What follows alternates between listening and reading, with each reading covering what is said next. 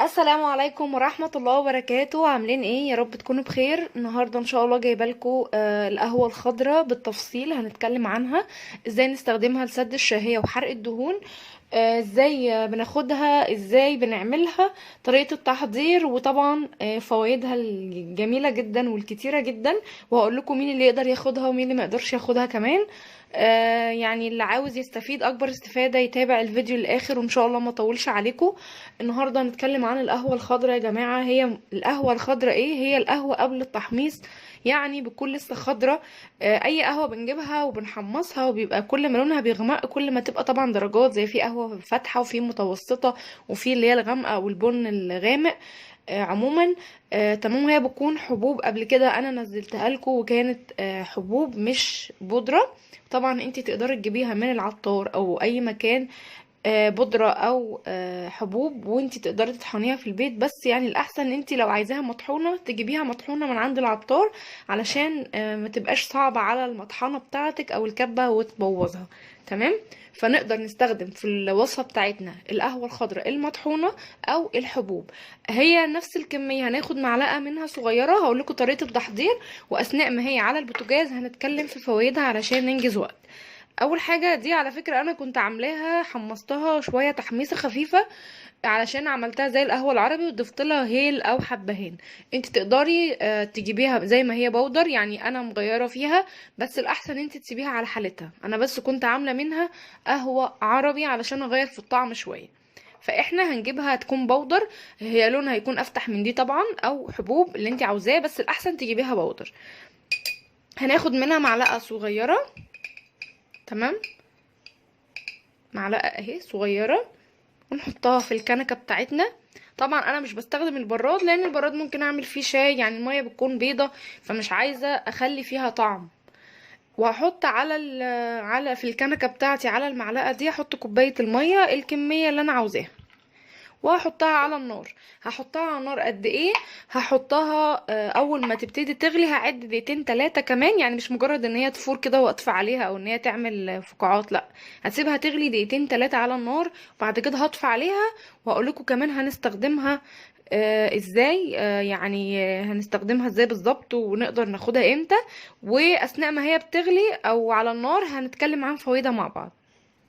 دلوقتي انا حطيت القهوه بتاعتي على النار، هسيبها زي ما قلت لكم. هنتكلم بقى عن فوائد القهوه الخضراء. وعلى فكره هم عملوا تجارب على اشخاص استخدموا القهوه الخضراء في يومهم كل يوم يوميا، ولاحظوا خلال شهرين نزول فرق شاسع بين المقاسات وبين الوزن بتاعهم. وزنهم نزل زيادة كبيرة جدا. يعني انت تقدري تخسي 10 كيلو في الشهر، غير ان هي تسد نفسك. بس طبعا لازم يكون معاها نظام غذائي صحي، ويعني تقللي اكلك، طبعا تقللي النشويات، تقللي دهون، السكر نقلله، والملح كمان. طبعا نشرب ميه خلال اليوم من 2 ل 3 لتر ميه. طبعا الرياضة، لو احنا عايزين نمارس رياضة علشان نشد جسمنا وعشان ننزل أسرع، فدي حاجة حلوة جدا. لو احنا عملنا كل ده مع بعض هننزل بإذن الله 10 كيلو في الشهر. طيب ايه هي فوائد بقى القهوة الخضراء؟ اقول لكم القهوة الخضراء دي بتحتوي على نسبة كبيرة جدا من حمض الكلوروجينيك، اللي هو احد المواد القوية جدا المضادة للأكسدة. طبعا احنا عارفين مضادات الأكسدة وفوائدها. تمام. طبعا له فوائد كمان صحية عديدة جدا. رقم واحد ان هي بتحافظ على صحة عضلة القلب. واثبتت الدراسات مؤخرا ان القهوة الخضراء تحتوي على عنصر منشط للقلب، بيعمل كده مثلا زي الاسبرين، فبيعمل على الحفاظ على الصفائح الدموية. ماشي. تاني حاجة اللي هي بتمنع الإصابة بالجلطات وتسرب الشرايين. طبعا يعني ربنا يعني يشفي الناس جميعا ويعافينا كلنا. يعني الحاجات دي خطر، يعني خطيرة جدا. فلما القهوة الخضراء كل ليها فوائد ان هي تمنع الإصابة بالجلطات والسكتات الدماغية وتصلب الشرايين، فطبعا مفيدة جدا حتى لو مش هنخس بيها، يعني لو هنستخدمها عشان بس نقي نفسنا من الحاجات دي. كمان بتخفض مستويات السكر للأنسولين في الدم. السكر والأنسولين في الدم بتنزلهم جدا جدا جدا. ليه؟ برضو لأنها بتحتوي على حمض الكلوروجينيك، وهو المسؤول عن التأثير المضاد على نقل الجلوكوز في الجسم. تمام. كمان رقم 3 او 4 ان هي بتساعد على انخفاض ضغط الدم، فلو انت عندك ضغط عالي او انت عندك ضغط عالي تقدري تاخدي منها بامان جدا، ما فيهاش اي حاجة، لانها كمان بتخفض مستوى الضغط في الدم. كمان بتعزز الطاقة في الجسم طبعا، لانها بتحتوي على الكافيين زي القهوة العادية اللي فيها كافيين، ويمكن القهوة الخضراء فيها نسبة الكافيين اعلى كتير جدا، وبرضو علشان كده مش هينفع الحوامل ولا المرضعات ياخدوها. تمام. كمان بتحمي الجسم من الجذور الحرة، والجذور الحرة دي يا جماعة ان هي اصلا بتسبب السرطان، ربنا يعافينا جميعا. ماشي. وبتزود من مستويات الحمض الاميني في البلازما اللي هي الدم يعني، وكمان بتقي الجسم من الاورام السرطانية المختلفة. وكمان ليها فايدة كبيرة جدا جدا ان هي بتحسن الذاكرة وبتزود التركيز، غير طبعا فوائدها للجهاز الهضمي ان هي بتحسن من الجهاز الهضمي، بتنظفه بشكل فعال جدا. كمان بتحسن موضوع القيء والاسهال، يعني لو حد عنده اسهال او قيء تاخدي كده فنجان الصبح من القهوة الخضراء هتمنع الاسهال وتساعد ان القيء كمان يروح. وكمان يعني حاجة جميلة جدا ان هي بتحسن وظائف الكبد وتنقي الجسم من السموم. ماشي. طبعا احنا اي شخص طبيعي ممكن ياخدها، في بس اشخاص ما يعرفوش ياخدوها اللي هم المرضعات، لو انتي بترضعي طبعا، لانها هي فيها كافيين عالي جدا يمكن اكتر من البن العادي، فما ينفعش عشان هتأثر عليكي، هتصحي البيبي طبعا، لان كل حاجة بتنزله في اللبن او الحليب، فبلاش. والحوامل طبعا انا بنصحهم ما يستخدموش اي وصفة ولا اي حاجة مهما كانت حتى مفيدة، الحوامل بلاش. كمان اي حد عنده حساسية يعني شديدة للكافيين بلاش جدا، لان احنا قلنا ان في نسبة عالية من الكافيين. طبعا احنا قلنا طريقة التحضير انا هستنى عليها 2-3 كده لما تاخد لها غلوة، وهنيجي دلوقتي اقول لكم تاخدوها امتى بالظبط.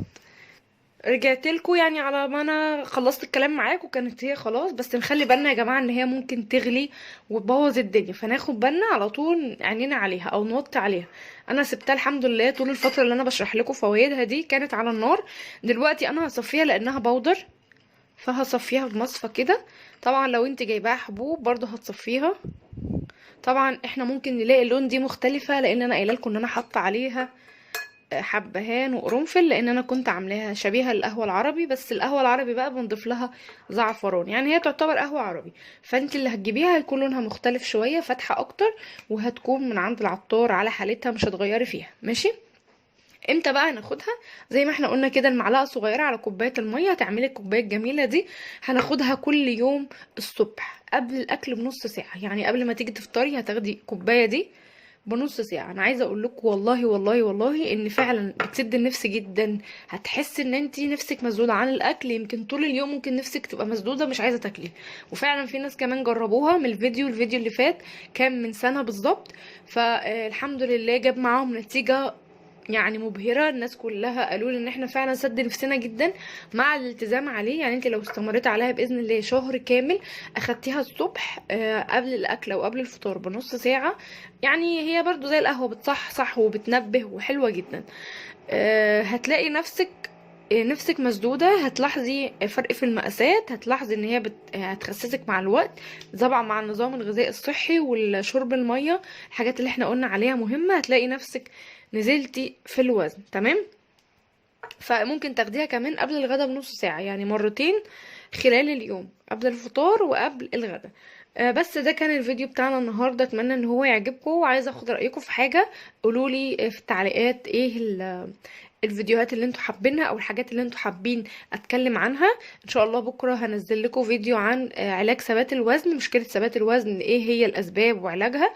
اتمنى ان انتوا تتفاعلوا مع الفيديوهات الفتره الجايه، واسفه جدا لو مش بعرف ارد على التعليقات. ان شاء الله برضو من بكره او من النهارده هرد على التعليقات وهتابعها اكتر من الاول بكتير، وعايزاكم تتفاعلوا مع الفيديوهات وتشوفوها كامله وتعملوا لايك للفيديو وتشتركوا في القناه لو انتم مش مشتركين، ويا ريت تفعلوا الجرس لدعم القناه يعني علشان نستمر.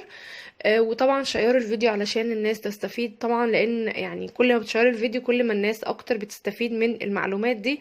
وكمان لو انتي ليكي صحاب عاوزين يخسوا او حد من اهلك، شير لهم الفيديوهات برضو على الواتساب، على الماسنجر، على اي حاجة.